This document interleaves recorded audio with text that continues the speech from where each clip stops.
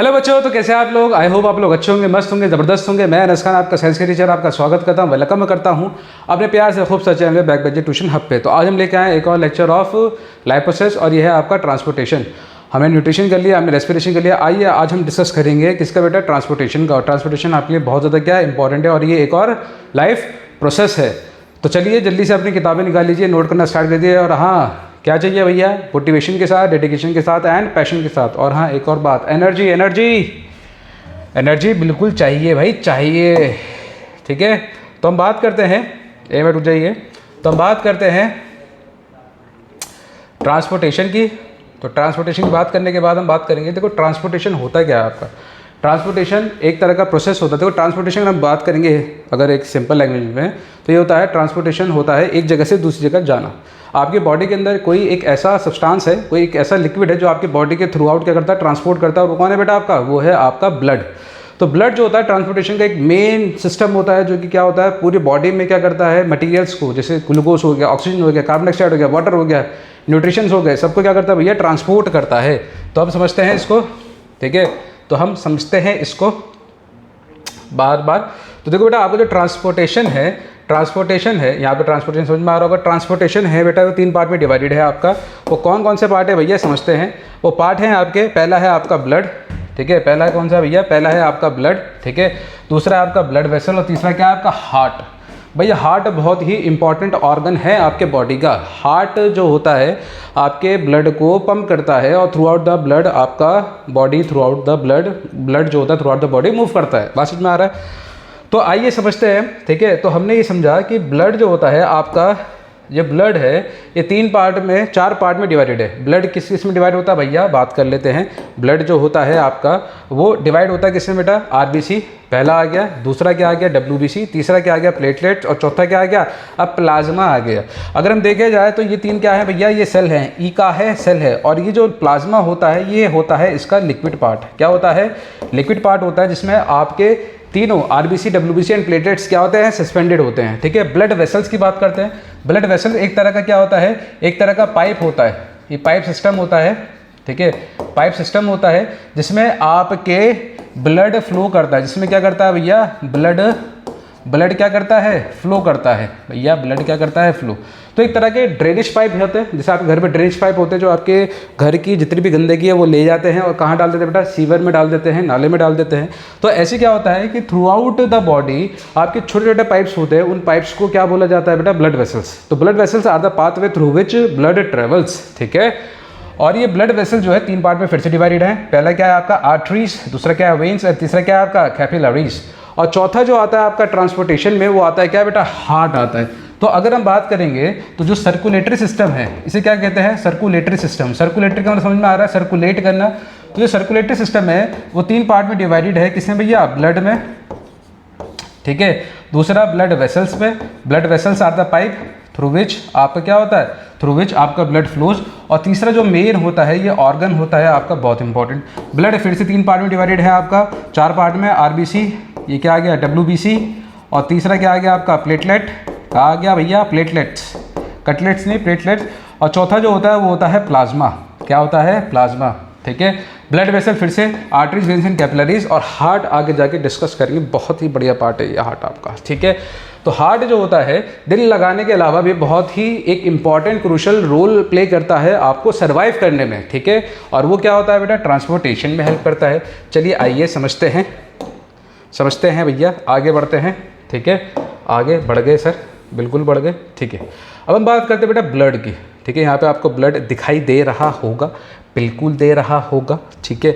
समझते हैं, तो ब्लड क्या होता है, ब्लड खून क्या होता है, it is a connective tissue which plays the role of the carrier of various substances in the body. Blood is a compose of plasma, blood cell, और थर्ड आ गया आपका प्लेटलेट्स। यानी कि ब्लड जो होता है एक ऐसा मीडियम होता है जिससे आपका जितने भी मटेरियल होते हैं, जो ग्लूकोज हो गया, ऑक्सीजन हो गया, वेस्ट मटेरियल हो गया, यूरिया हो गया, यूरिन हो गया, सारा का सारा ब्लड क्या करता है भैया, फ्लो करवाता है आपकी बॉडी के अंदर, थ्रू आउट द बॉडी, ठीक है। आपको बताया था न्यूट्रिशन से आपको क्या बनता है, एक डाइजेस्टेड फूड बनता है जिसे हम ग्लूकोज कहते हैं। ग्लूकोज बनता है कहाँ पे भैया, स्मॉल इंटेस्टाइन में। स्मॉल इंटेस्टाइन से हर एक सेल में क्या होता है भैया, आपका ग्लूकोज जाता है, हर एक सेल में बेटा ऑक्सीजन जाती है, तो वो कौन लेके जाता है बेटा, वो लेके जाता है आपका ब्लड।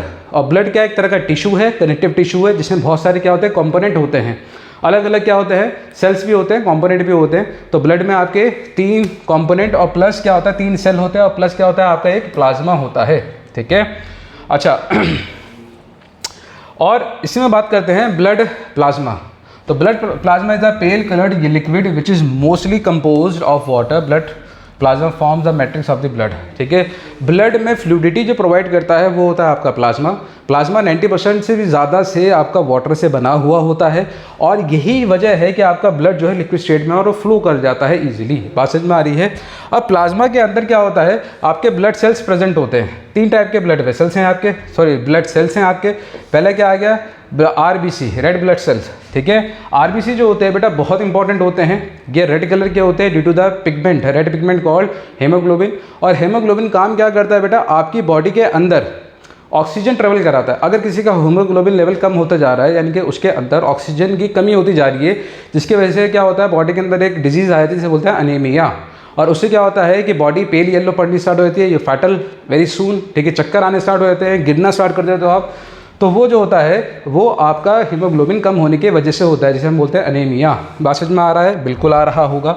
तो ब्लड वेसल्स में जो इम्पॉर्टेंट है, ब्लड में सबसे इम्पॉर्टेंट है आपका प्लाज्मा, जो कि लिक्विड पार्ट होता है। दूसरा होता है आपका कौन सा बेटा, RBC यानी कि रेड ब्लड सेल, ठीक है। These are the red colour because of the presence of hemoglobin which is a pigment. Hemoglobin readily combines with oxygen and carbon dioxide. The transport of oxygen happens through the hemoglobin. Some part of the carbon dioxide is also transported through the hemoglobin. तो hemoglobin का जो main मकसद होता है, main function होता है, is to transport the oxygen throughout the body, ठीक है। बात समझ में आ रही है। और ऑक्सीजन आपके लिए कितनी इंपॉर्टेंट है, ये तो आपको पता ही है, ठीक है। आगे बढ़ते हैं। अब हम आते हैं बेटा वाइट ब्लड सेल पे, ठीक है। वाइट ब्लड सेल पे आते हैं और समझते हैं कि वाइट ब्लड सेल होता क्या है, ठीक है। वाइट ब्लड सेल क्या होता है आपका, ये WBC होते हैं। वाइट ब्लड सेल जो होता है वो बहुत ही इंपॉर्टेंट है। वो क्या करता है बेटा, आपकी बॉडी का इम्यून सिस्टम बनाता है, ठीक है। आपकी बॉडीज़ में काफ़ी सारे जर्म्स वगैरह बैक्टीरिया हमेशा जाते रहते हैं, और इनसे फाइट जो करता है वो कौन करता है भैया, WBC करता है। ये सोल्जर ऑफ द बॉडी होते हैं। ये किसी भी मटेरियल जो फॉरेन मटेरियल बॉडी के अंदर आता है, बैक्टीरिया वगैरह कोई भी आते हैं, तो उसको मारने का काम करते हैं। तो बेसिकली WBC आपको क्या बनाता है, इम्यून सिस्टम बनाता है। बात समझ में आ रही है। These are the pale colour white colour, they plays important role in the immunity. ये इम्यूनिटी में काम करते हैं। प्लेटलेट्स जो होते हैं ये क्या आते हैं, responsible for blood coagulation. Platelets एक और इंपॉर्टेंट काम करते हैं, ब्लड को क्लॉटिंग का काम करते हैं। बात समझ में आ गई। जैसे फॉर एग्जांपल यहाँ पे कट लग गया तो क्या होगा, ब्लड फ्लो होना स्टार्ट हो जाएगा, बट कुछ टाइम के बाद ब्लड रुक जाएगा। तो वो कौन रोक रहा है, वो आपका प्लेटलेट्स रोकते हैं। प्लेटलेट्स क्या काम करते हैं, ब्लड को कोगुलेट कर देते हैं ताकि ज़्यादा ब्लड फ्लो ना हो। बात समझ में आ रहा है। It avoid the excess flow of blood throughout the body, from the body. कहीं भी यहाँ पे कट वट लग जाए, ठीक है, तो ज़्यादा ब्लड फ्लो ना हो, तो वो कौन काम करता है भैया, प्लेटलेट काम करता है। हाँ, ये थोड़ा हार्मफुल भी है। अगर आपका ब्लड ज़्यादा फ्लो नहीं करेगा तो ब्लड आपका थम जाएगा, तो ब्लड क्लॉटिंग हो जाती है, ठीक है। आपने सुना होगा किसी के ब्लड क्लॉटिंग हो गई है, ब्रेन में हो गई है, कहीं पे और हो गई है। तो ब्लड क्लॉटिंग होती किसकी वजह से बेटा, प्लाज्मा, ये प्लेटलेट्स की वजह होती है। क्योंकि प्लेटलेट्स के पास क्या होती है, एक प्रॉपर्टी होती है कि ब्लड को ये थिक रखता है और ब्लड को कोगुलेट कर देता है। बात समझ में आ रहा है। तो अगर ब्लड आपका रुका हुआ है तो वो कोगुलेट हो जाएगा, मतलब जम जाएगा। तो इसी वजह से हार्ट एक काम क्या करता है, हार्ट उसको क्या करता है भैया, बार बार धक्का देता रहता है जिससे ब्लड आपका फ्लो करता रहे। जब आपका हार्ट थोड़ा फंक्शन कम हो जाती है तो उससे क्या होता है कि आपका ब्लड क्लॉटिंग स्टार्ट हो जाती है, और जो कि एक चिंता का विषय बन जाता है। बात समझ में आ रही है, बिल्कुल समझ में आ रही होगी भाई साहब। तो platelet are responsible for blood coagulation. Blood coagulation is a different mechanism which prevent excess loss of blood in case of any injury। जब आपकी चोट लगती है तो आप गिरते हो, बहुत गिरे होंगे बचपन में, मैं भी गिरता रहता हूँ, अब भी गिरता रहता हूँ, अभी भी थोड़ी बहुत चोट लग गई थी मेरे। तो क्या होता है बेटा, ब्लड फ्लो नहीं होने देता, ये ब्लड को रोक देता है ताकि एक्सेस ब्लड फ्लो ना हो। अगर आपकी बॉडी से ब्लड फ्लो हो जाएगा तो सर्वाइव करना बहुत ही मुश्किल हो जाएगा। इसी वजह से ये हेल्प करता है क्या बेटा, एक्सेस ब्लड फ्लो ना हो। तो समझते हैं आगे। अब हम बात करते हैं बेटा ब्लड वेसल्स की। किसकी बात करेंगे भैया, ब्लड वेसल्स की बात करेंगे। तो ब्लड वेसल्स मैंने आपको बताया था, they act as a drainage pipe, ठीक है। इसके थ्रू जो होता है, इसके अंदर आपका जो होता है आपका ब्लड फ्लो करता है। जैसे हमें पाथ चाहिए, रास्ता चाहिए चलने के लिए, हम हवा में थोड़ी चल सकते हैं, हमें चलने के लिए क्या चाहिए, रास्ता। ऐसे क्या होता है, ब्लड का फ्लो होने के लिए क्या चाहिए होता है, रास्ता चाहिए होता है। और रास्ते क्या होता है, पाइप होते हैं। और पाइप्स कैसे होते हैं, उनको हम क्या बोला जाता है भैया, ब्लड वेसल्स, ठीक है। अब ये पाइप जो होते हैं ये depending upon the size thickness they are divided into 3 parts, arteries, veins and capillaries. तो समझते हैं आर्टरीज, वेन्स एंड कैपिलरीज क्या होती है। तो पहला आया आपका arteries. These are the thick walled blood vessels which carry oxygenated blood from the heart to different organs, ठीक है भैया। आर्टरी जो होती है आपके हार्ट में कनेक्टेड रहती है। हार्ट से जो ब्लड, ऑक्सीजनेटेड ब्लड लेके जा रही है वो आपकी आर्टरीज होती है। अब क्योंकि वो हार्ट के पास है तो वो थिक होनी चाहिए, क्योंकि हार्ट से जब पंप होता है तो ब्लड जो फ्लो करता है वो अंडर वेरी हाई प्रेशर करता है। बात है समझ में आई, बिल्कुल आई होगी, ठीक है। तो समझना आपका ये जो होता है आर्टरीज, अगर हम शॉर्टकट में देखें तो आर्टरीज क्या हो गया बेटा, takes blood away from heart. पहला अगर आपको शॉर्टकट में लिखना है तो आप ई पॉइंट लिख सकते हो। दूसरा ये जो होता है थिक ब्लड वेसल्स होता है, ये क्या होता है, थिक ब्लड वेसल्स होता है, यानी कि ये पाइप्स होता है, थोड़ा सा मोटा होता है। क्यों, क्योंकि blood flows under high pressure, blood flows under high pressure, flows under high pressure, बहुत हाई प्रेशर से आपका ब्लड का करता है भैया, फ्लो करता है। इसी वजह से अगर थिक होगा, अगर थिन होगा तो फट जाएगा, यानी कि बर्स्ट आउट हो जाएगा। तो ये हमारे लिए बहुत ही दिक्कत हो जाती है, ठीक है। द पल्मोनरी आर्टरीज, ठीक है, are exceptions because they carry deoxygenated blood from the heart to the lungs for oxygenation of the blood. मतलब क्या होता है, अगर हम समझे, ध्यान दें तो आपके हार्ट में 2 तरह की आर्टरीज होती है। एक तो होती है मेन आर्टरी और एक होती है आपकी पल्मोनरी आर्टरी।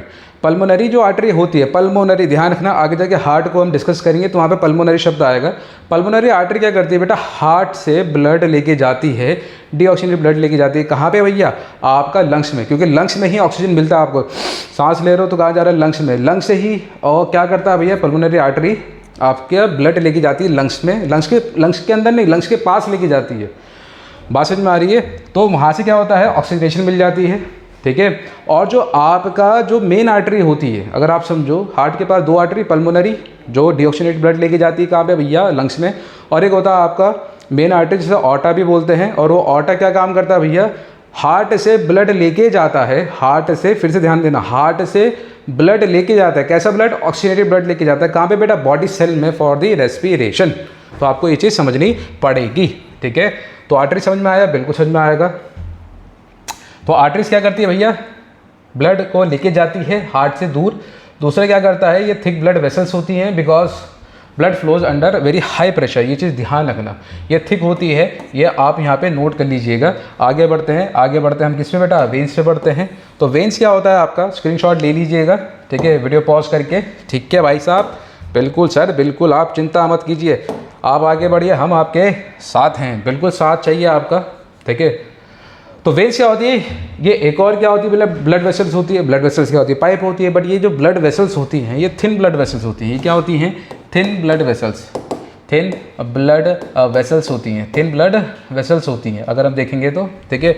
और ये क्या काम करता है भैया, सेकंड पॉइंट क्या होता है, इट ब्रिंग्स, ठीक है, ब्लड फ्रॉम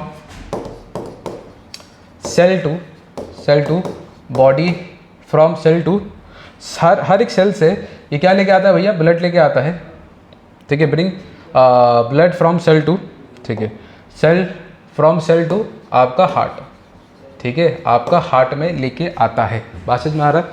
तो ये भी जो ब्लड वेसल्स होती है, वेन्स भी आपकी 2 तरह की होती हैं, ध्यान रखना, वेन्स भी आपकी 2 तरीके की होती हैं। पहले आता है फिर से आपका पल्मोनरी वेन, क्या होता है, पल्मोनरी वेन्स, ठीक है। और दूसरा जो आता है वो आता है आपका वेने कावा, ठीक है। अब क्योंकि पल्मोनरी वेन्स है तो ज़रूर ये वेन्स जो है क्या कर रही होगी भैया, ये ब्लड ला रही है, ब्लड फ्रॉम लंग्स। कहाँ से लेके आ रही है भैया, ब्लड फ्रॉम लंग्स। अब लंग्स से आ रहा है तो ब्लड कैसा आएगा भैया, ऑक्सीजनेटेड, ध्यान रखना, कैसा आएगा, ऑक्सीजनेटेड, ठीक है।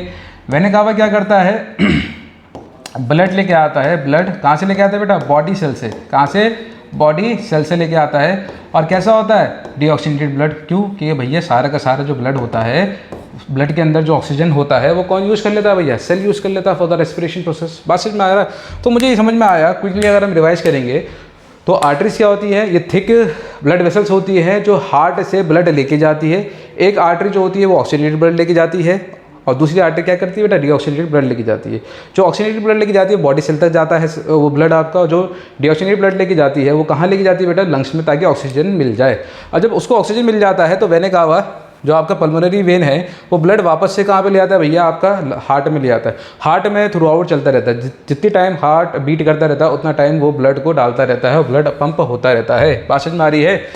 कैपिलरीज जो होता है these are the blood vessels which have a single cell wall. ये बहुत थिन होती है, बहुत ही थिक होती, बहुत ही थिन पतली होती है, बहुत ही नैरो होती है। These are porous in nature which helps in exchange of gases between आपका blood and various cell। ठीक है, they act as a linkage between आपका arteries and vein। मतलब आर्टरीज से ब्लड जाता है कैपिलरीज से, फिर कैपिलरीज से वेन में बस ये लिंकेज बना रहता है आपका। बेसिकली जो आपकी कैपिलरीज होती है they are porous in nature. ठीक है, ये थ्रू आउट द कहाँ पे प्रेजेंट रहती है बेटा, बॉडी के अंदर। और यही जो होती हैं, ठीक है बेटा, जो आपकी कैपिलरीज होती है दे helps in the exchange of gases, तो यही होती हैं। बाकी वो दोनों जो होती हैं आर्टरीज और वेन, ये नॉन पोरस होती हैं। बात समझ में आ रहा है कि नहीं आ रहा? और जो आर्टरीज और वेन्स होती है basically they are found near the organs. ये ऑर्गन्स के पास क्या होती है बेटा, बहुत पाई जाती हैं। ठीक है, चलिए आगे बढ़ते हैं आपका। ठीक है, आगे जो है आपका एक हार्ट का है डायग्राम। ठीक है, वो अब नेक्स्ट क्लास में बहुत डिटेल में कवर अप करेंगे, तो बहुत लंबी क्लास हो जाएगी। तो आज का लेक्चर हम यहीं पे एंड करते हैं। तो आज हमने समझा ट्रांसपोर्टेशन के अंदर ब्लड, ठीक है, ब्लड वेसल्स, ठीक है, हार्ट हम नेक्स्ट क्लास में, नेक्स्ट लेक्चर में कवर अप करेंगे, क्योंकि थोड़ा सा ये लेक्चर थोड़ा सा लंबा हो जाएगा। बात समझ में आ रही है? तो आज हम क्लास यहीं पे एंड करते हैं विद मोटिवेशन, डेडिकेशन, पैशन के साथ। और आपसे रिक्वेस्ट है कि इस चैनल को लाइक करें, सब्सक्राइब करें और एक्सप्लोर करें। जितना करोगे बेटा उतना मज़ा आएगा आपको भी और हमको भी। हमें आपका सपोर्ट चाहिए और आपको हमारा, तो लगे रहिए, लिंकेज बनाए रखिए और मोटिवेशन के साथ पढ़ते रहिए। ठीक है, बाय बाय, टेक केयर, मिलते हैं आपसे नेक्स्ट लेक्चर में।